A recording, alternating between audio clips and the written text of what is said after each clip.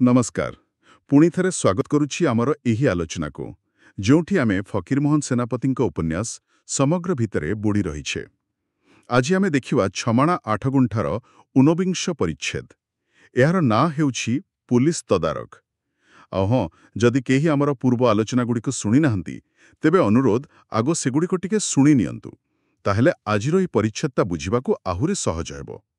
आउ आरंभ करने आगु आमर सेही श्रोता मानू बहुत बहुत धन्यवाद जो माने आम चैनल अनुरण को किछि आर्थिक सहयोग करुछंती। आपण माने भी जदि चाहिए तेबे आम ओडिया प्रयास को समर्थन करि परिबे। स्क्रीन रे जो क्यूआर कोड दिया जाइछि ताकू स्कैन करी आपणकर छोट साहाय्य पढ़ाई परिबे। यह आम पई बड़ सहायक हेबो। तेबे कहानी को भल भाबरे बुझिबा पई आउ आगुको कोन आसुछि जानिबा पई शेष पर्यंत आम सहित रुहंतु। ताहले आसंतो आरंभ करिबा।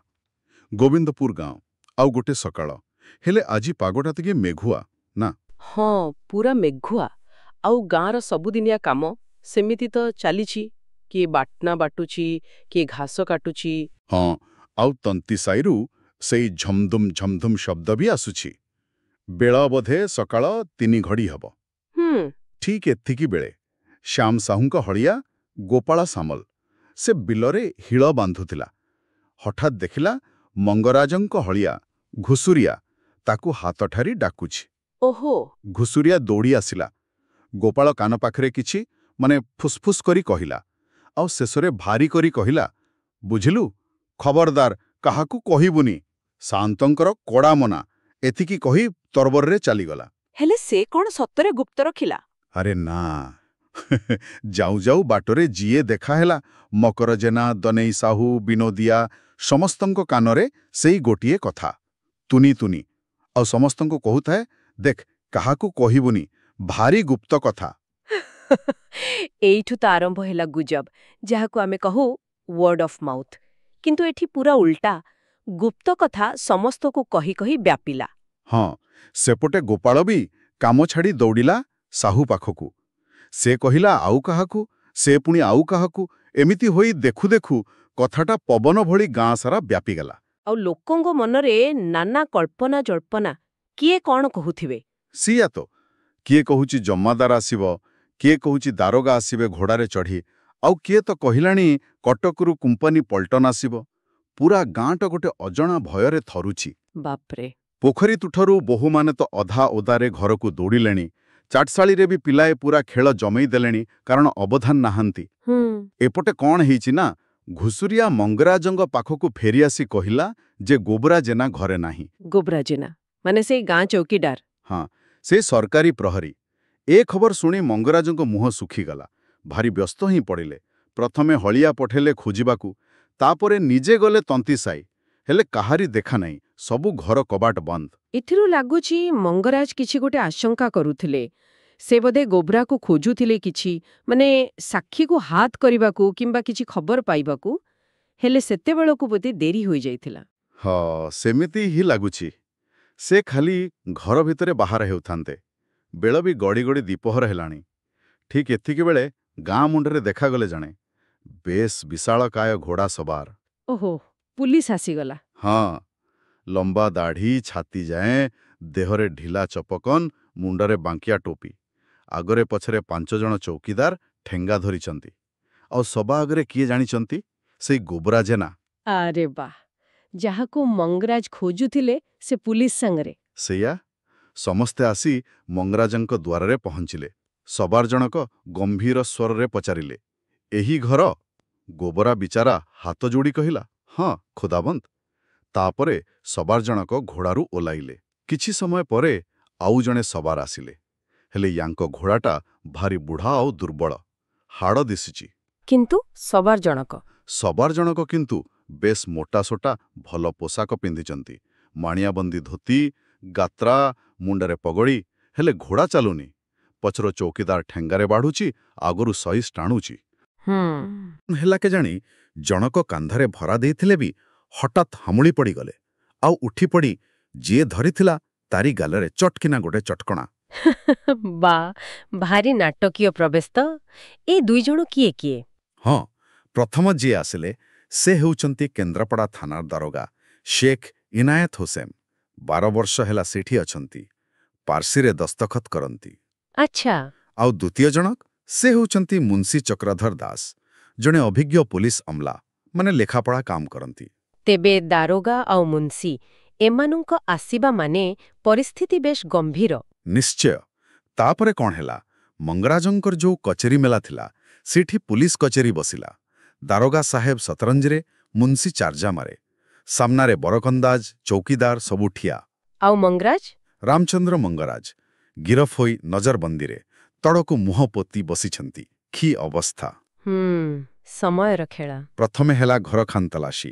ସବୁ ଯାଞ୍ଚ କରାଗଲା। ସିନ୍ଦୁକ, ପେଟେରା, ଧାନମାର, ଏପରିକି ଭାତ ହାଣ୍ଡି ବି ବାଦ ପଡ଼ିଲାନି। କିଛି ମିଳିଲା ସନ୍ଦେହଜନକ? ଏଇଟା ମନେ ରଖିବା ଦରକାର, କାରଣ ଆଗକୁ ସାକ୍ଷୀମାନଙ୍କ ବୟାନରେ ଏହାର ଭୂମିକା ଆସିବ। ଏହା ଗୁରୁତ୍ୱପୂର୍ଣ୍ଣ ହୋଇପାରେ। ଠିକ୍। ତାପରେ ସମସ୍ତେ ଗଲେ ବାଡ଼ି ପଛପାଟକୁ। ସେଠି ଗୋବରଗଧା ପାଖ ଅଳିତଳୁ ଗୋଟେ ସ୍ତ୍ରୀ ଲୋକର ଶବ ମିଳିଲା। ପୁରୁଣା ମଇଳା ହେଁସରେ ଘୋଡ଼ା ହୋଇଛି। କାହାର ଶବ? ଗୋବରାଜେନା ଚିହ୍ନଟ କଲା। କହିଲା, ଖୋଦାବନ୍ଦ, ଏଇଟା ସାରିଆ ତନ୍ତେଣୀର ଶବ। ଓହୋ, ଶେଷରେ ସାରିଆର ଶବ ମିଳିଲା। ହଁ। ଶବ ଦେଖି ଦାରୁଗା ଶେଖ୍ ଇନାୟତ ହୋସେନ ନିଜ ଦାଢ଼ିରେ ହାତ ବୁଲେଇଲେ ଆଉ ମଙ୍ଗରାଜଙ୍କୁ ରହିକି ଚାହିଁ କହିଲେ, କେଉଁ ରାମଚନ୍ଦ୍ର ମଙ୍ଗରାଜ, ଅବ୍ କ୍ୟା ମତଲବ ହୈ? ରତନପୁର ଡୋମ ଲୋକମାନେ ମାମଲା ୟାଦ ହେ କି ନାହିଁ? ଏଇ ଦେଖନ୍ତୁ, ଏଇଠି କଥାଟା ସ୍ପଷ୍ଟ ହେଲା। ଦାରୁଗାଙ୍କ ମନରେ ମଙ୍ଗରାଜଙ୍କ ଉପରେ ପୁରୁଣା ରାଗ ଅଛି। ସେ ରତ୍ନପୁର ଡୋମ ମାମଲାର କଥା ଉଠେଇଲେ। ମାନେ ସେ ମାମଲାରେ ମଙ୍ଗରାଜ ବୋଧେ ଦାରୋଗାଙ୍କୁ ଠକିଥିଲେ କିମ୍ବା ଲାଞ୍ଚ ଦେବାରେ କିଛି ଗଡ଼ବଡ଼ କରିଥିଲେ। ହଁ, ସେୟା ହିଁ ଲାଗୁଛି। ଏବେ ସୁଯୋଗ ପାଇ ପ୍ରତିଶୋଧ ନେବା ମୁଡ୍ରେ ଅଛନ୍ତି ଦାରୁଗା। ଏହା ସେ ସମୟର ଶାସନ ବ୍ୟବସ୍ଥାରେ ଥିବା ଦୁର୍ନୀତି ଆଉ ବ୍ୟକ୍ତିଗତ ରାଗରୋଷର ଗୋଟେ ଚିତ୍ର ଦଉଛି। ତାପରେ ଆରମ୍ଭ ହେଲା ମାମଲାର କାଗଜପତ୍ର କାମ। ମୁନ୍ସି ଚକ୍ରଧର ଦାସ ଦୁଆତ କଲମ କାଢ଼ିଲେ, ମାମଲା ଲେଖା ହେଲା। ସରକାର କମ୍ପାନୀ ବାହାଦୁର ବନାମ ରାମଚନ୍ଦ୍ର ମଙ୍ଗରାଜ, ଦପା 302, ଧାରା 395। ଅଭିଯୋଗ କ'ଣ ଥିଲା? ଅଭିଯୋଗ ହେଲା ସାରିଆକୁ ବଧ କରିବା ଏବଂ ତା ଘରୁ ନେତ ନାମକ ଗାଈ ଓ ଅନ୍ୟ ମାଲ ଲୁଟ୍ କରିବା। ହତ୍ୟା ଆଉ ଡକାୟତି। ଏବେ ଦରକାର ପଡ଼ିଲା ସାକ୍ଷୀ। ହେଲେ ଗାଁରେ ପୁରୁଷ ଲୋକ କାହାକୁ ମିଳିଲେନି। ସମସ୍ତେ କୁଆଡ଼େ ଫେରାର। ଯାହା ଘରକୁ ପୋଲିସ ଗଲେ, ସ୍ତ୍ରୀ ଲୋକମାନେ କବାଟ କିଳି ଦେଉଛନ୍ତି। ତାପରେ ଦାରୋଗା ପୁରା ରାଗିଗଲେ। ବରଖନ୍ଦାଜମାନଙ୍କୁ ଉଲ୍ଲୁ କା ପଠା, ଗଧା, ସୁଅର କା ବଚ୍ଚା କହି ଗାଳି ଦେବାକୁ ଲାଗିଲେ। ସେ ଗାଳି ଶୁଣି ଗାଁଯାକ ଡର। ଯିଏ ଯୁଆଡ଼େ ଲୁଚିଥିଲେ ସବୁ ବାହାରି ଆସିଲେ। ପୁଲିସର ପ୍ରତାପ। ହଁ, 2 ଦିନ ଧରି ଚାଲିଲା ଜମାନବନ୍ଦୀ। ମୋଟ 32 ଜଣଙ୍କର ବୟାନ ନିଆଗଲା ଓ ସବୁକୁ ପଠାଗଲା ମାଇନା ପାଇଁ, ମାନେ ପୋଷ୍ଟମର୍ଟମ। 32 ଜଣ, ବହୁତ ସାକ୍ଷୀ। କିନ୍ତୁ ଶେଷରେ କେତେ ଜଣଙ୍କୁ କଥାକୁ ଗୁରୁତ୍ୱ ଦିଆଯିବ ସେଇଟା ଦେଖିବାର କଥା। ପୁଲିସ ସାଧାରଣତଃ ବାଛି ବାଛି ସାକ୍ଷୀ ରଖେ। ହଁ, ତେବେ ଆସନ୍ତୁ ଶୁଣିବା କିଛି ମୁଖ୍ୟ ସାକ୍ଷୀ କ'ଣ କହିଲେ। ପ୍ରଥମେ ଗୋବରା ଜେନା। ସେ କହିଲା, ଗଲା ରାତିରେ ଅଧରାତି ବେଳକୁ ସାରିଆ ମାରି ପକାଇଲା ବୋଲି ଚିତ୍କାର କରୁଥିଲା ମଙ୍ଗରାଜଙ୍କ ବାଡ଼ି ପଛପଟୁ। ମୁଁ ଶୁଣିଛି। ଆଉ କ'ଣ କହିଲା? କହିଲା, ବାଉଁଶ ବାଡ଼ିରେ ପିଟିବା ଭଳି ଠକ୍ ଠକ୍ ଶବ୍ଦ ବି ଶୁଣିଛି। ହେଲେ ଯେତେବେଳେ ଦାରୁଗା ପଚାରିଲେ କାହାକୁ ଦେଖିଲୁ, ସେ କହିଲା, ନା, ମଙ୍ଗରାଜଙ୍କୁ ଦେଖିନି।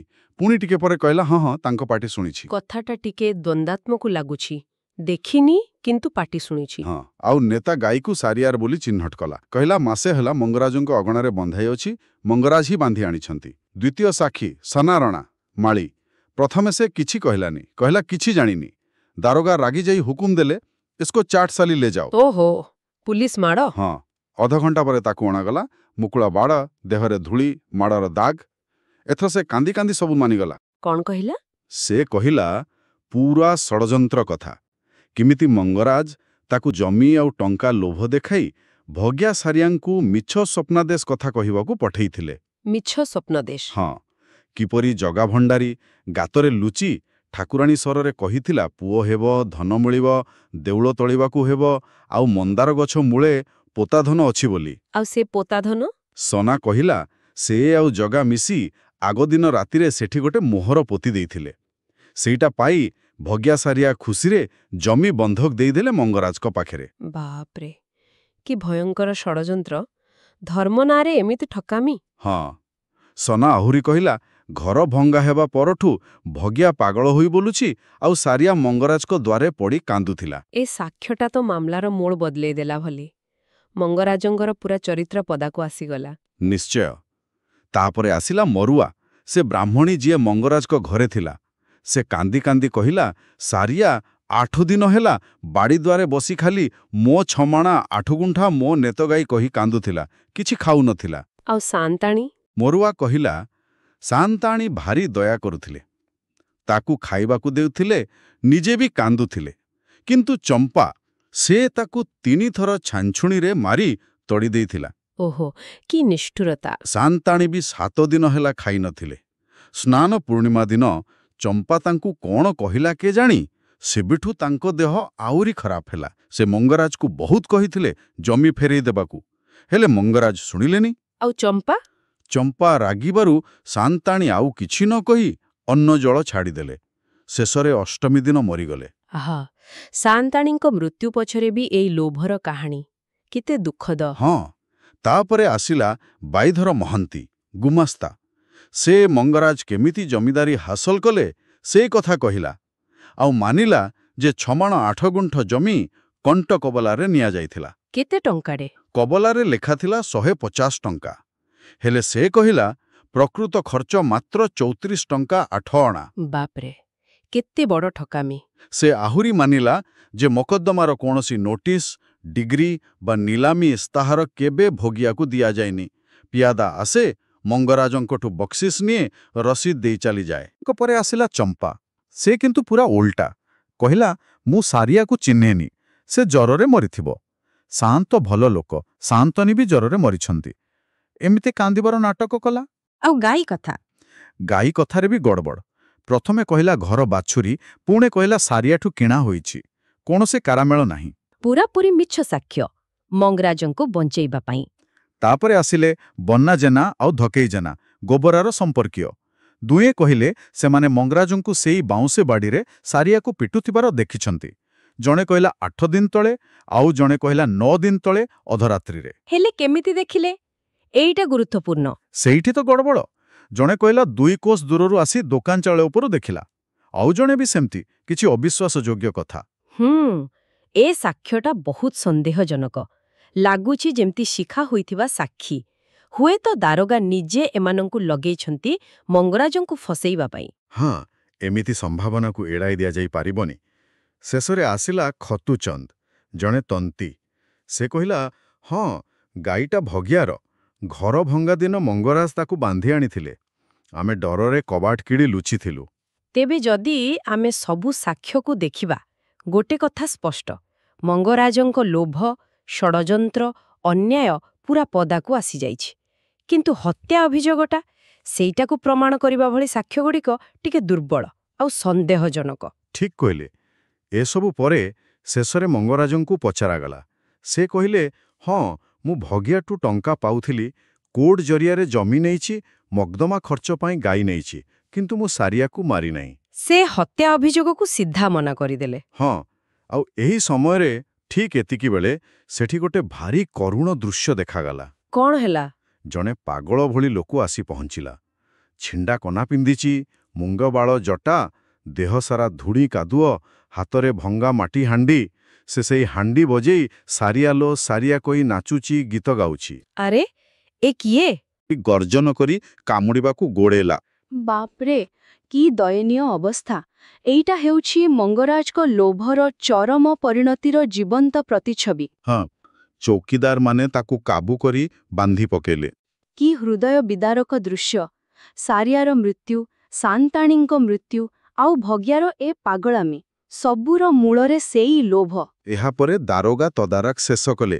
ସେ ଯେଉଁ 32 ଜଣ ସାକ୍ଷୀ ଥିଲେ, ସେମାନଙ୍କ ଭିତରୁ କେବଳ 4 ଜଣଙ୍କୁ ଗୁହା ବା ମୁଖ୍ୟ ସାକ୍ଷୀ ରଖି ବାକି ସମସ୍ତଙ୍କୁ ଛାଡ଼ିଦେଲେ। ଆଉ ସେ 4 ଜଣ ନିଶ୍ଚୟ ସେଇମାନେ ହିଁ ହୋଇଥିବେ ଯେଉଁମାନଙ୍କର ସାକ୍ଷ୍ୟ ମଙ୍ଗରାଜଙ୍କୁ ଦୋଷୀ ସାବ୍ୟସ୍ତ କରିବାରେ ଦାରୋଗାଙ୍କୁ ସାହାଯ୍ୟ କରିବ। ପୁଣିଥରେ ସେଇ ପୁଲିସର କାର୍ଯ୍ୟଶୈଳୀର ସୂଚନା ମିଳୁଛି। ତାହେଲେ ଏହି ଥିଲା 19 ପରିଚ୍ଛେଦ ପୁଲିସ ତଦାରଖର ପୂରା କାହାଣୀ। ଆମେ ଦେଖିଲେ କିପରି ଗୋଟେ ଗୁଜବରୁ ଆରମ୍ଭ ହୋଇ पुलिस तदंत मंगराजंक गिरफ्तारी साक्षीमानंक जमानाबंदी आउ शेषरे भग्यार दयनीय अवस्था पर्यंत कथा गला। ହଁ ଏ ପରିଚ୍ଛେଦଟା ବହୁତ ଗୁରୁତ୍ୱପୂର୍ଣ୍ଣ। ଏହା କେବଳ କାହାଣୀକୁ ଆଗକୁ ନେଉନି, ବରଂ ସେ ସମୟର ସମାଜ ଆଉ ଶାସନ ବ୍ୟବସ୍ଥାର ଗୋଟେ ନଗ୍ନ ଚିତ୍ର ଆମ ସାମ୍ନାରେ ରଖୁଛି। कौन कौन मुख्य कथा आम एथुर देखिपारे? ଦେଖନ୍ତୁ, ପ୍ରଥମତଃ ସେ ସମୟର ଶାସନ କଳା, ବିଶେଷ କରି ପୁଲିସର ଦୁର୍ନୀତି, ଦାରୋଗାଙ୍କ ବ୍ୟକ୍ତିଗତ ରାଗ, ଲାଞ୍ଚ କଥାର ସୂଚନା ଆଉ ତଦନ୍ତକୁ ନିଜ ଇଚ୍ଛାରେ ଚଳେଇବା, ଏସବୁ ସ୍ପଷ୍ଟ। हाँ ठीक। ଦ୍ୱିତୀୟରେ ସାକ୍ଷ୍ୟର ବିଶ୍ୱାସନୀୟତା। ଲୋକେ ଭୟରେ, ଲୋଭରେ ସମ୍ପର୍କ ରକ୍ଷା କରିବାକୁ କିମ୍ବା ପୁଲିସ ଚାପରେ କେମିତି ସତ ମିଛ କହୁଛନ୍ତି ତାହା ବି ଦେଖିବାକୁ ମିଳିଲା। ସତଟା ବାହାର କରିବା କେତେ କଷ୍ଟ। सतरे ତୃତୀୟରେ ସବୁଠୁ ବଡ଼ କଥା ହେଲା ଲୋଭର ପରିଣତି। ମଙ୍ଗରାଜଙ୍କର ସେଇ ଟିକକ ଜମି ପାଇଁ ଲୋଭ କେତେ ଜୀବନ ନେଲା, କେତେ ଦୁଃଖ ଦେଲା, ଏପରିକି ଗୋଟେ ପରିବାରକୁ ପୂରାପୂରି ଧ୍ୱଂସ କରିଦେଲା। हाँ आउ शांतानीଙ୍କ कथा भी भूली हेबनी। ନିଶ୍ଚୟ। ଆଉ ଚତୁର୍ଥରେ ସେ ସମୟର ସାମାଜିକ ଶୋଷଣ। କେମିତି ଜମିଦାର ବା ପ୍ରଭାବଶାଳୀ ଲୋକମାନେ ଗରିବ ନିରୀହ ଲୋକଙ୍କୁ ଧର୍ମ ଆଉ ଆଇନର ନାଁରେ ଶୋଷଣ କରୁଥିଲେ। ए कथा गुड़िक आज भी केते प्रासंगिक नुहे कि? ନିଶ୍ଚିତ ଭାବରେ। ହୁଏତ ଆଜି ଜମିଦାରୀ ନାହିଁ, କିନ୍ତୁ ଶୋଷଣର ରୂପ ବଦଳିଛି। ଦୁର୍ବଳ ଉପରେ ସବଳର ଅତ୍ୟାଚାର, ନ୍ୟାୟ ବ୍ୟବସ୍ଥାର ଅପବ୍ୟବହାର, ଦୁର୍ନୀତି, ଲୋଭର କୁପରିଣାମ, ଏସବୁ କ'ଣ ଆଜି ନାହିଁ? ଫକୀର ମୋହନଙ୍କ ଲେଖା ସେଥିପାଇଁ ଏତେ କାଳଜାୟୀ। ଏହା ଆମକୁ ସବୁବେଳେ ଆମ ସମାଜକୁ ଦେଖିବାକୁ, ଚିନ୍ତା କରିବାକୁ ବାଧ୍ୟ କରେ। वाह बहुत सुंदर विश्लेषण। आशा करूछु आम श्रोतामानंकु आजिर एही आलोचना निश्चय भल लागिथिबो।